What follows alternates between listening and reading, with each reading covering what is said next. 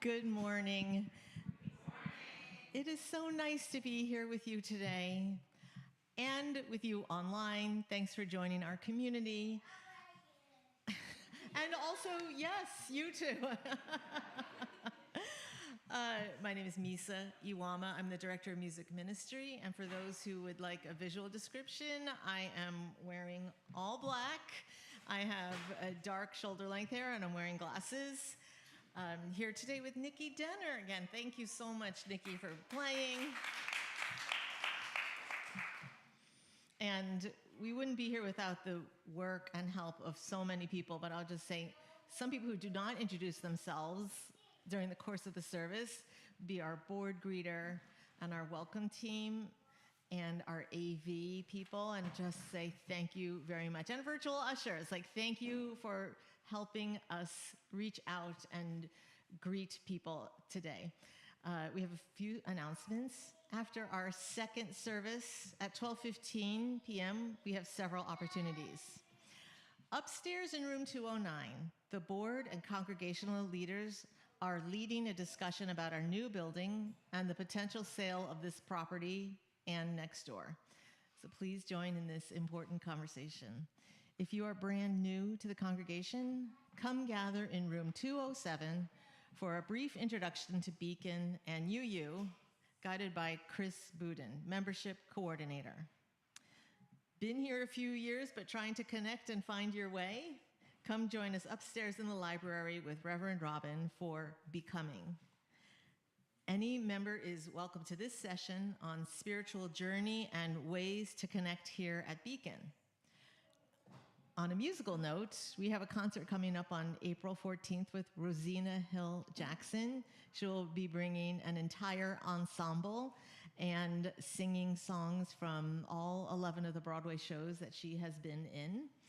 And it will be a musical exploration of her family roots. So that's April 14th.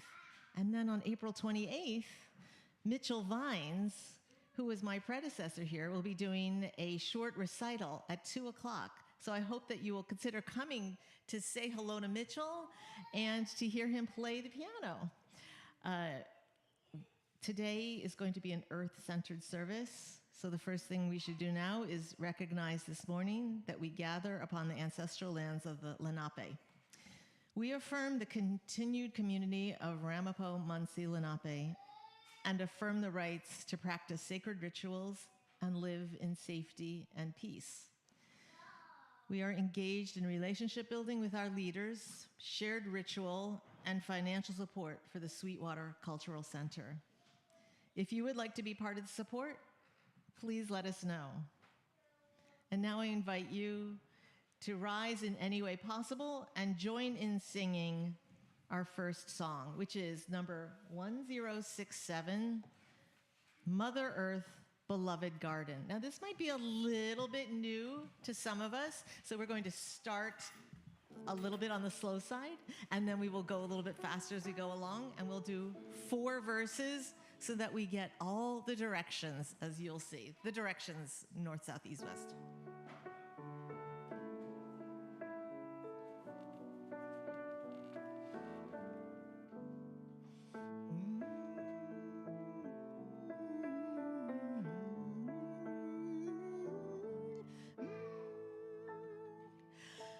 Mother Earth, beloved garden, living treasure underfoot. All our days you ground our being, sage and thistle, grass and root. Herbs to heal us, plants to feed us, land to till and tend and plow. With a pendant deep as midnight north, we ask you, be here now.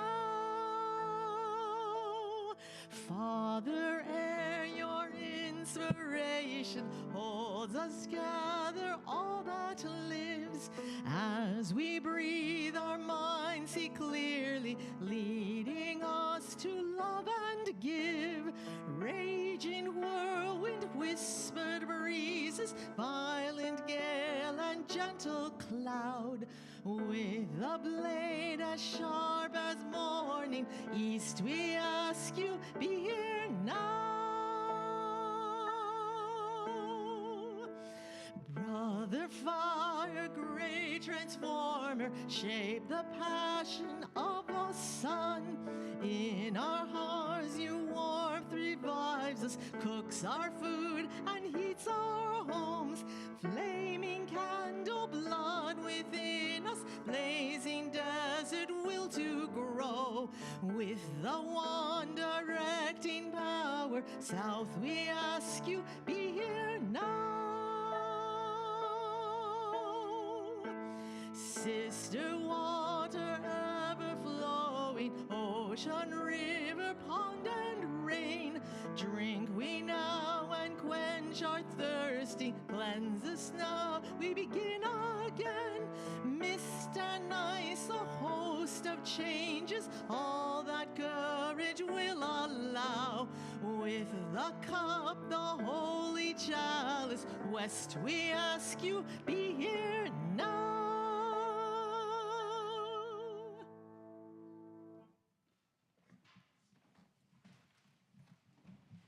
Morning. I'm Rosemary Wright, your worship associate today. I'm an older white woman with brown hair wearing a maroon top, like several people today, as it turns out. Our chalice lighting is from the feminist and activist Barbara Deming in her prayer for the earth.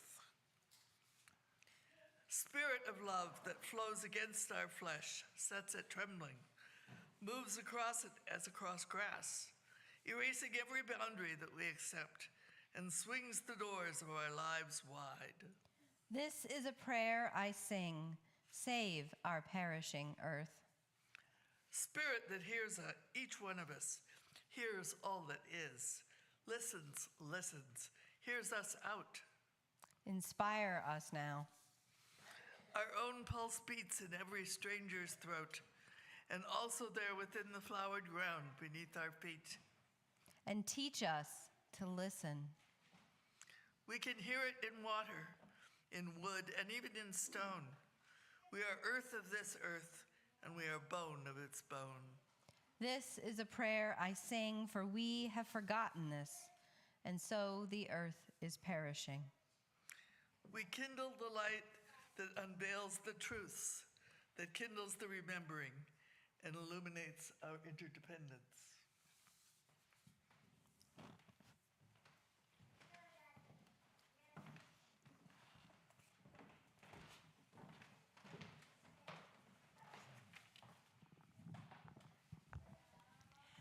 Good morning, Beacon.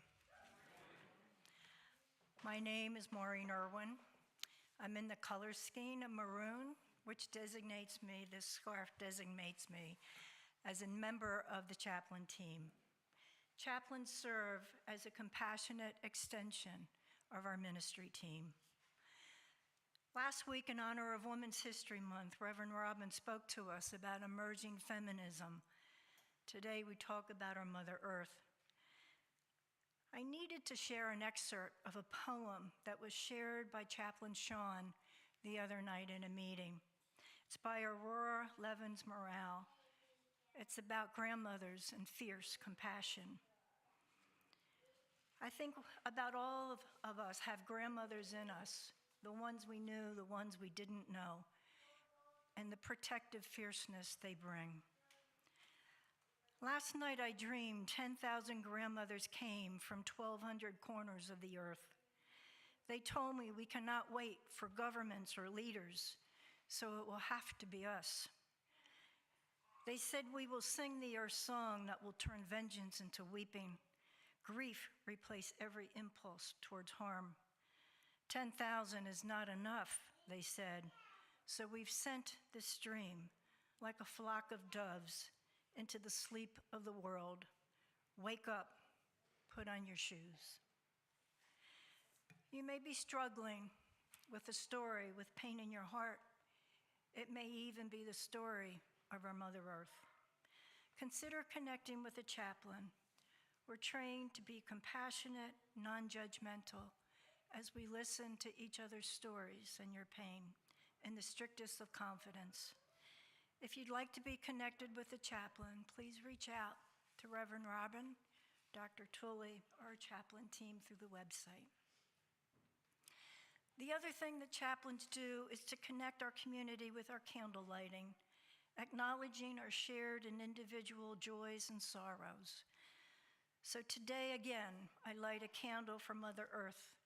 May we summon the grandmother in us and fiercely protect her. We light a candle of honor and love as Muslim UUs and Muslim siblings the world over enter the holy month of Ramadan, beginning today.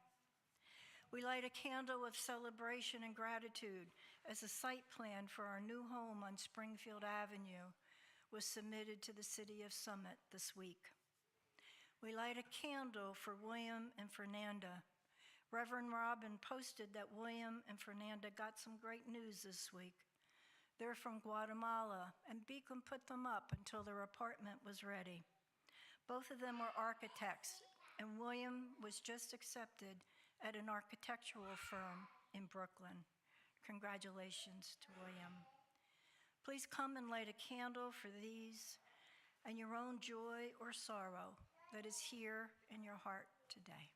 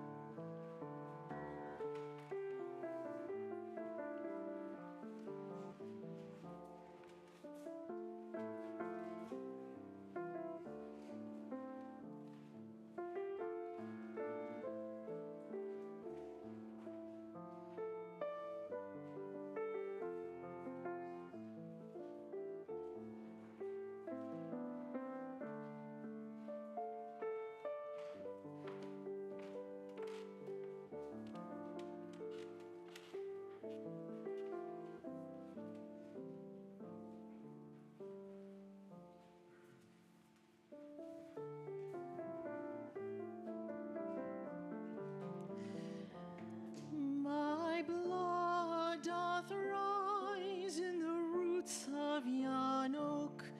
Her sap doth run in my veins.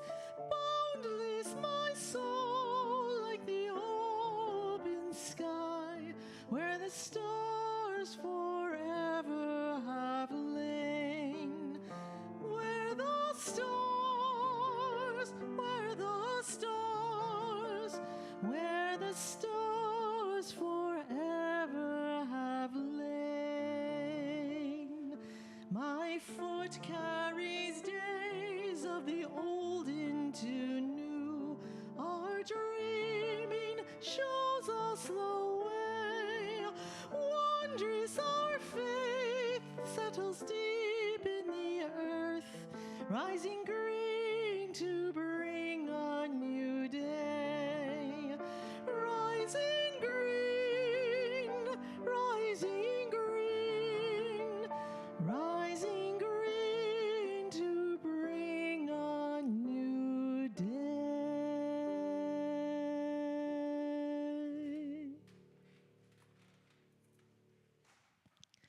That song was Rising Green by Carolyn McDade, who is the composer of Spirit of Life.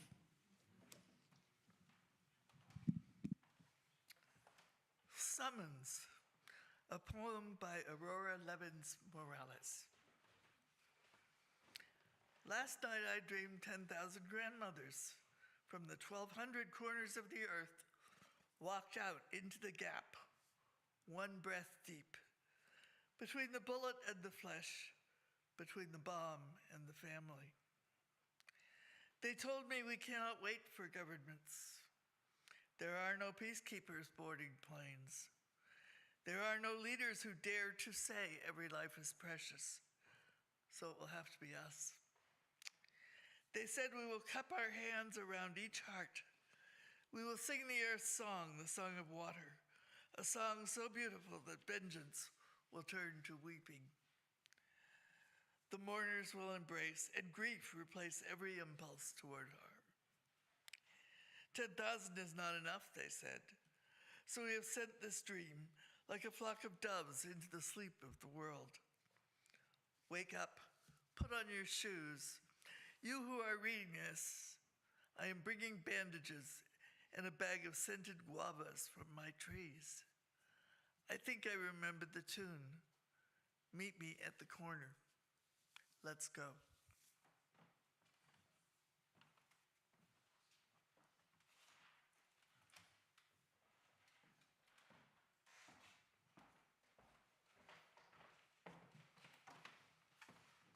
Good morning.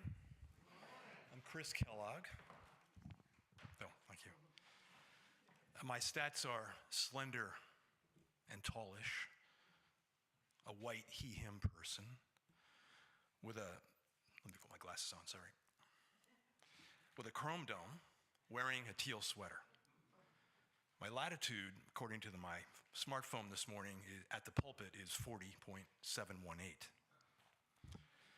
In 1969, during my high school senior year, my parents had joined the UU congregation in White Plains, New York.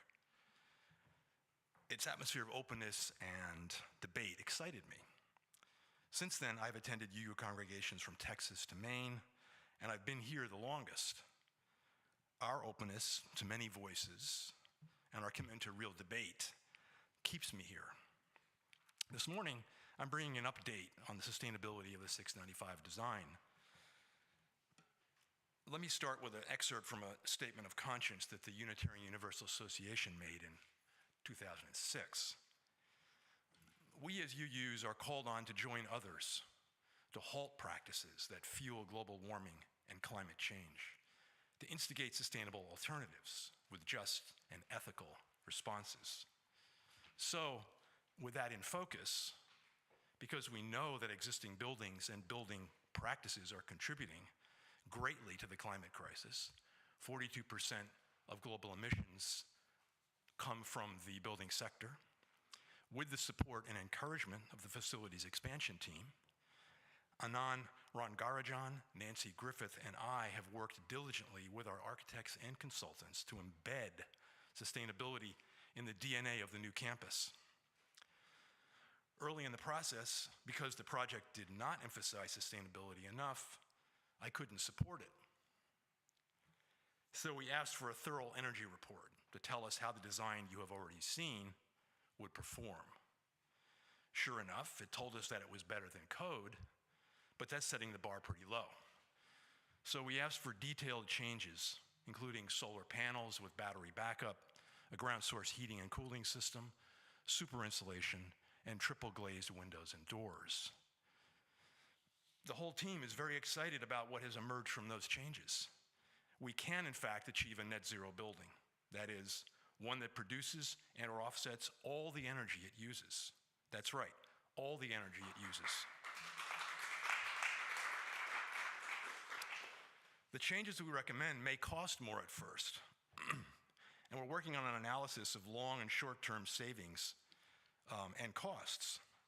But given the degrading climate, our values, and with the opportunities to offset many of the costs that Biden's Inflation Reduction Act and state incentives offer, we believe we have little excuse for continuing to build in any other way, and we hope you will agree.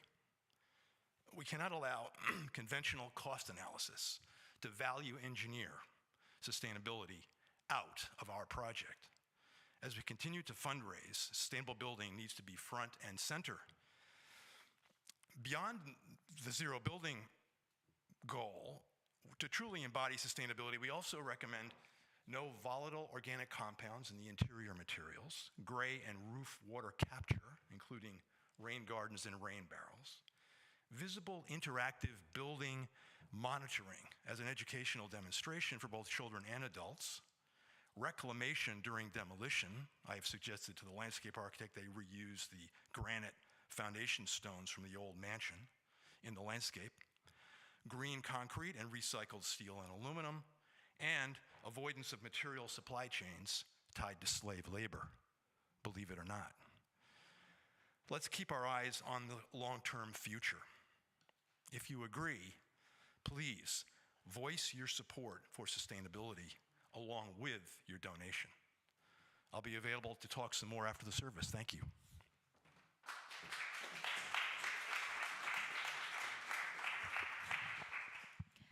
Thank you, Chris, and the entire team that have come forward and spent countless hours to get us to the journey where we are today.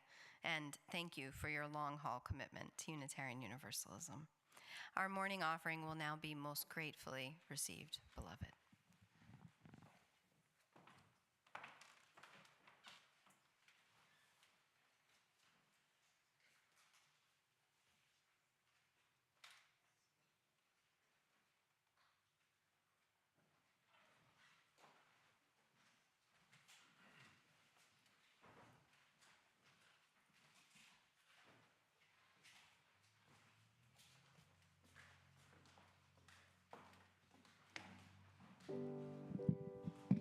This song is called The Tide is Rising. It's written by Rabbi Shoshana Meira Friedman and Yotam Schachter. It does give a chance for you to join in singing, but I'll start so you can learn the tune once again. The tide is rising, and so are we. The tide is rising, and so are we. The tide is rising, and so are we. This is where we were called to be. This is where we are called to be. So now I'm going to sing the first phrase, and after you hear that, you can always sing back. So I invite you to rise in any way possible and join in singing this song. I'm going to sing The Task is Mighty. The task is mighty, and so are we.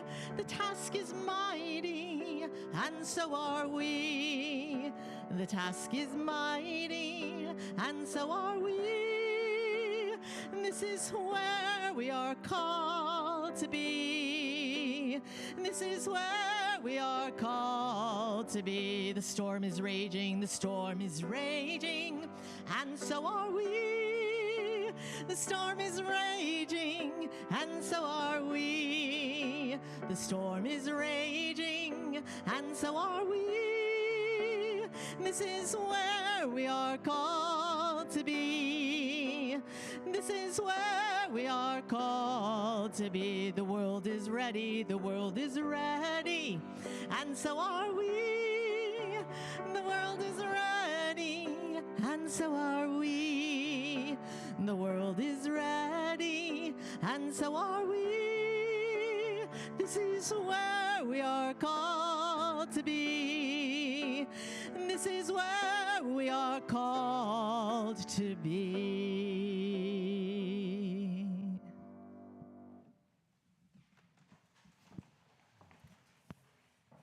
Thank you, Misa, and thank you, Nikki. Good morning, beloved. I didn't introduce myself. I'm Reverend Robin. My pronouns are she, her. I am consistently elevated, middle-aged white woman. Glad to be here with you today. And for those joining us online, I want to give you all bonus points this morning for the time change and coming to the first service. I don't know how you can use those points, but they're yours. They're all yours. I begin with a reading from the Gospel of Joni Mitchell. Both sides now. Oh, but now, old friends, they're acting strange. And they shake their heads, and they tell me that I've changed. Well, something's lost, but something's gained in living every day. I sang that song many moons ago as a child without much understanding of what it meant. I grew up in a small town north of Syracuse on Oneida Lake. It was mostly a community of summer fishing camps with a few year-round families like ours. And in the fall and winter, it was a different community entirely than spring and summer, just a dozen or so families who relied upon one another when there was a flood or a huge snowstorm. But the summers were teeming with people and activity, excitement, and wildlife. I grew up with the instructions to, in the summer, stay outside as long as humanly possible. Maybe some of you grew up like this, come in long after the sun sets even. I grew up with summers spent climbing trees, running through the woods, swimming in the lake, and always time in the summer to sit on the dock in the warm sun and extend my arms, close my eyes, and be as still as I could be so that the dragonflies would land on me. One by one, they would land across my arms, and I would barely lift a lid of one of my eyes to catch a glimpse before they glinted off to a lily pad or nearby rock. Today, if you were to go to Oneida Lake and sit on that dock in the summer, in the warm sun, you would barely see a single dragonfly. Years of spraying for mosquitoes have killed them off. The docks are heartbreakingly empty. There is scarce a memory I have of the sweet earth in childhood that is not mingled with the grief of what is lost and changed forever because of pollution and the climate crisis. A lot of folks are talking about how we are living in anxious times, and I think that's true. I feel anxious, and I know I'm encountering a lot of anxious people. But I also think that we are journeying through a valley of grief. There is the collective and global grief from COVID-19, the things we experienced and were denied, as simple as saying goodbye to loved ones, or being companioned in the most threshold moments of our lives. We say it's 4 years later, but really, what is 4 years? There is global grief at war and famine, a civil war in Sudan that feels all too familiar. Ukraine continues plagued by war, and my God, the devastation in Gaza. Thousands of children are dead. Families forever separated or waiting to hear if their loved ones survived. There is the daily grief that pulses through any life. Loss of a loved one, a job now gone, the end of a relationship, the death of a beloved pet, the shifting physicality or experience of aging, the move from a well-loved home. So many of us here are grieving also as we consider leaving this sanctuary. If you're willing, who here has been touched by grief in just the last week? The last month, maybe? Keep your hands up. the last couple of months, the last year. Thank you for being willing to say that. Sometimes we can fear our own grief, I think, that it will overtake us. I can't tell you how many people come in to my office and tell me what they're going through, and in their eyes and behind the words, I hear the question, will this sadness, will this grief kill me? Will I ever come through this? We fear grief so much sometimes that when we see each other in grief, we avoid one another like it's contagious. And anyone in profound situational grief knows that there's some illusory timeline that many people want you to follow. I'm sure, Maureen, you've experienced this in chaplaincy. Like, calendar your grief, would you? And get over it. We have a clock here. Is Tuesday good for you to be past this? And then, of course, beloved, there is the grief that I began with in the devastation of the earth. There is no one moment, no clear path in that grief. There's not a funeral to plan or divorce to finalize or office to pack up. It goes on and leads to what philosophers call existential grief. The sadness experienced over the inability to find meaning in loss. What does it all mean? Now, the sermon title was Sourcing Hope, so you might be thinking, good God. Fair enough. My daughter has a new joke that she's been telling us sort of every night at the dinner table. She's trying to improve her stand-up routine, I guess. It begins by asking, why did the chicken cross the road?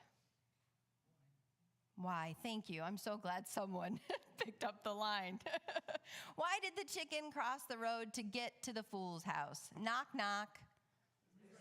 The chicken. Oh, you don't see it coming.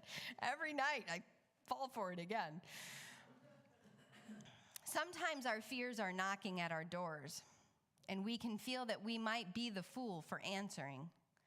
But I want to suggest this morning that not only is there meaning in grief if we discern it and have the spiritual fortitude to stay with one another, if we can answer the door and see our fears plainly, we will not be fools at all. In fact, we will find the way to source hope. On Friday night, my friend and colleague, Reverend Maria Crompton, reminded a small gathered congregation where we celebrated in East Orange our friend, Pastor Novella George's first anniversary of a new congregation she has founded, Grace Baptist Church. Reverend Crompton began that celebration by telling us there is value in the valley. It's kind of a strange way to start a celebration. She spoke of a well-known passage in Ezekiel where the prophet is led by God into a valley of dry bones. I'm sure some of you are familiar with this passage. And God tells Ezekiel, who, if you ever read the text, the entirety of that text, is a really strange dude. There's no other way to put it. He's kind of quirky. He's quirky. God tells Ezekiel to breathe life into the bones. He says, speak truth, prophesy, and the bones will start to rattle. So Ezekiel, being a quirky dude, does it. And as soon as he starts to speak truth in the midst of this valley, surrounded by human bones, they start to rattle. They start to shake. And as Ezekiel continues, soon they come together with tendons and flesh and into whole people. Now, clearly Ezekiel was microdosing before it was popular. But the text also has some meaning, okay? It's a good story about a strange man who listens to an inner knowing, a peculiar man who finds truth, prophecy, and even hope in the valley. Most of us coming into a valley of dry human bones wouldn't stay there, I don't think. let alone breathe life into those bones, let alone preach truth alone in that valley surrounded by death.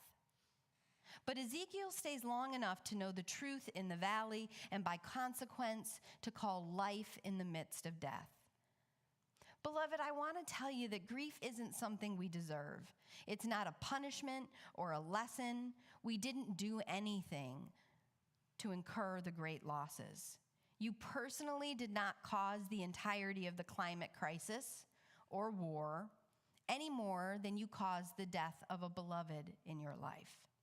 It's not something we deserved, but grief is a sacred teacher if we can listen.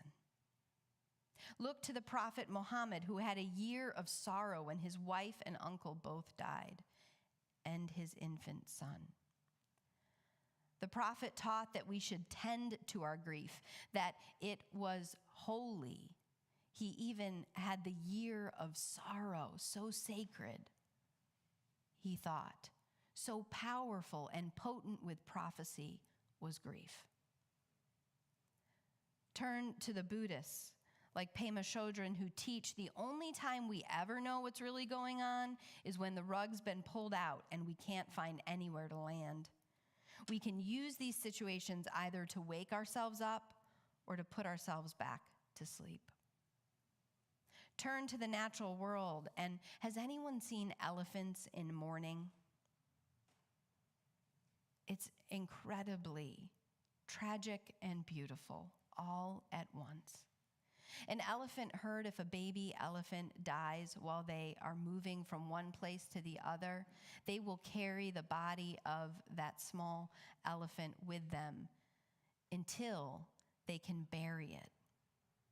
Elephants bury members of their herd, and they return to the burial sites to mourn. They take the dry bones and caress them and gather together in mourning. Now, the grief of these beloved creatures does not stop the elephants from living. By contrast, it is one of the qualities that makes elephants remarkable. Their grieving and loving, which are, as it is with humans, inextricably woven together. It is not that grief is our undoing, our death or destruction. It is that grief itself is the fertile soil, the place from which hope is seeded. It is precisely when we allow ourselves to miss someone, something, to mourn the loss before us and face with the fullness of truth that we are in the valley. That is when we can inhabit a hope that is born from the pain and the struggle. We can remember that we were loved. We can know the world that was possible with the dragonflies landing on our arms, even as it breaks our heart. We can caress the dry bones and know what community, what beloved inhabited our hearts and lives. This is where we know grief is not only the confirmation of loss, but the reminder of what is possible. We can grieve and breathe life. Well, something's lost, but something's gained in living every day. We live in the fullness of it, grief and joy, sorrow and hope. I think of Greta Thunberg, Dominique Palmer, Elizabeth Wathuti, the young climate activists who are visibly grieving and crying out what so many of us are daily feeling and know in our bones. Elizabeth Wathuti, who grew up in Kenya, said to the United Nations recently, "When I was younger, I had an opportunity to spend time in nature in the central highlands of Kenya, but along the way, I witnessed deforestation firsthand. The wild forests I liked to play in were cut down. The streams I used to drink from are now polluted or drying up. This anger and grief then gave me a hunger a hunger to do something about global environmental challenges like deforestation and climate change for the sake of humanity's survival. Young climate activists are rising up in grief and in anger, not with defeat, but with a collective call for humanity's survival. And that is seeding profound hope from the generational debt of grief. We will sing the Earth Song, Aurora Levins Morales teaches, the song of water, a song so beautiful that vengeance will turn to weeping. The mourners will embrace, and grief replace every impulse toward harm. Hope does not come from the good times, the easy times. Beloved, if you're in the valley this morning, anyone in the valley? Anyone feeling like you want to just, you're like, I am not raising my hand to that, Robin. There's no way I'm admitting I'm in the valley. There's no way I'm admitting that there are dry bones all around me. There's no way that I'm admitting that when I drive in my car alone, I cry. There's no way that I'm admitting that I take extra long showers just to begin my day because I am in such pain. It's okay, you don't have to tell me. We know. We know.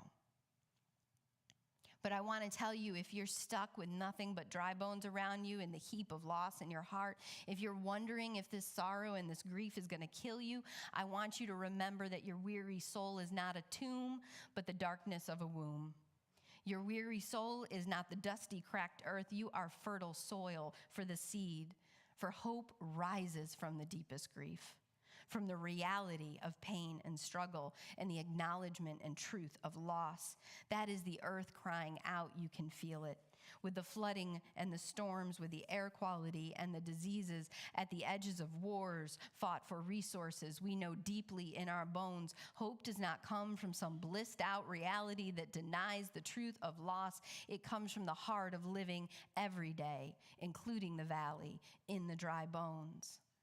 So, beloved, may we live every day, all of it. May our tears cast water for the seeds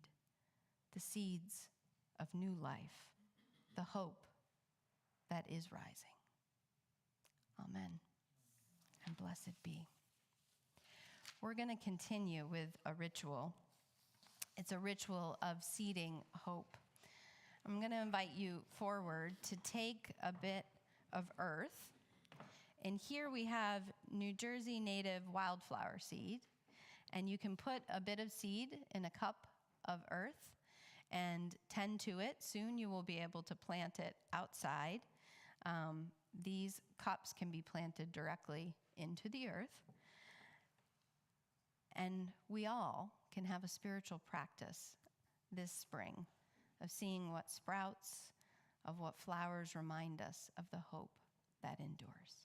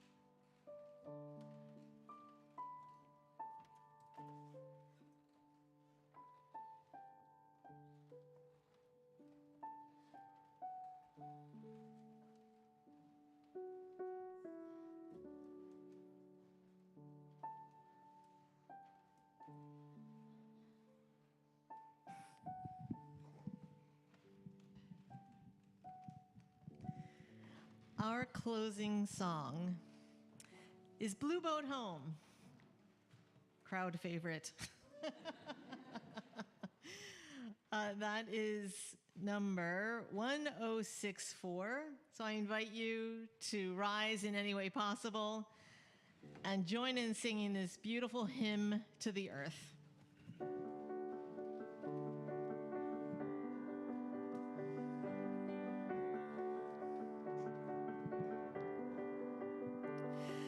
Though below me I feel no motion, standing on these mountains and plains, far away from the rolling ocean, still my dry land heart can say, I've been sailing all my life now, never harbor nor port have I known. The wide universe is the ocean I travel, and the earth is my blue boat home.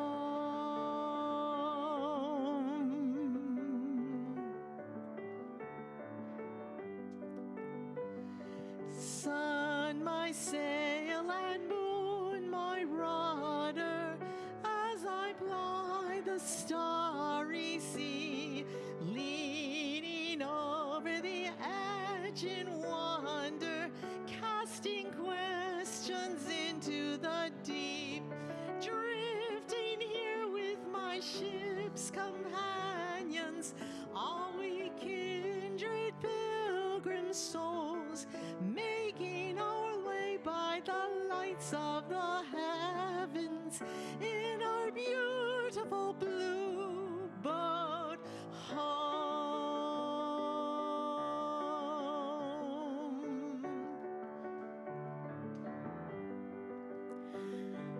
I give thanks to the waves upholding me, hail the great winds urging me on, greet the infinite sea before me, sing the sky my sailor's song.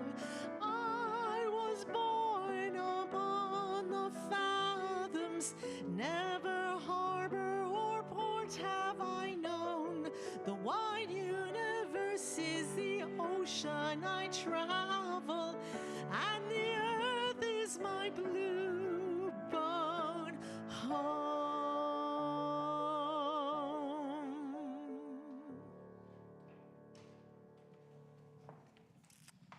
Invite you to take hands, beloved, with one another.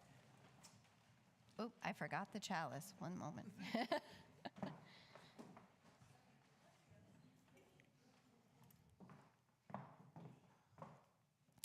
And now may the love that is our source and ultimate return guide you and fill you from this day until we meet again. So may you be led in the ways of love in all that you do. But what's more, so may you know you are held in this love. Amen, and blessed be.